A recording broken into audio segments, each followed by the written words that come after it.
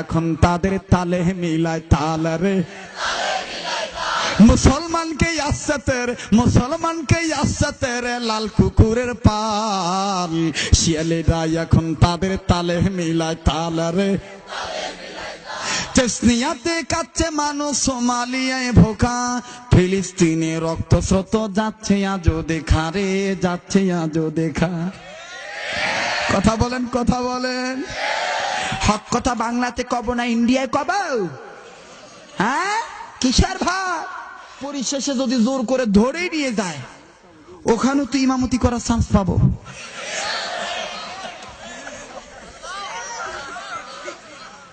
তিন মাস ছিলাম 3 মাস ইমামতি করে আসছি বরঞ্চ ওইখানে আরো শান্তি ডাকাত চোর সবাই ঠ্যাং দিবে আর কয় হুজুর কি খাবেন কলা খাবেন আম খাবেন না জাম খাবেন না কাবুল খাবেন দেখো যে আল্লাহর গোলাম হয় তার গোলাম তাম দুনিয়া হয়ে যাবে কথা বলেন ঠিক কিনা মাল্লাহুল মাওলা ফালাহুল কুল জেলখানা থেকে বেরিয়ে আসার পর প্রমোশন বাড়ছে না ডিমোশন হয়েছে বাড়ছে জেলখানায় ঢোকার আগে ভিজিট ছিল 5,000 এখন হচ্ছে 30,000 আবার ঢুকাবি আবার হবে 60,000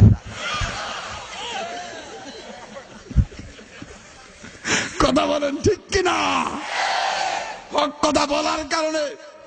টুপি মাথা দেওয়ার কারণে শিরক বিদআতের বিরুদ্ধে আন্দোলনের মাঠে নামার কারণে যদি মৌলবাদ জঙ্গিবাদ হয়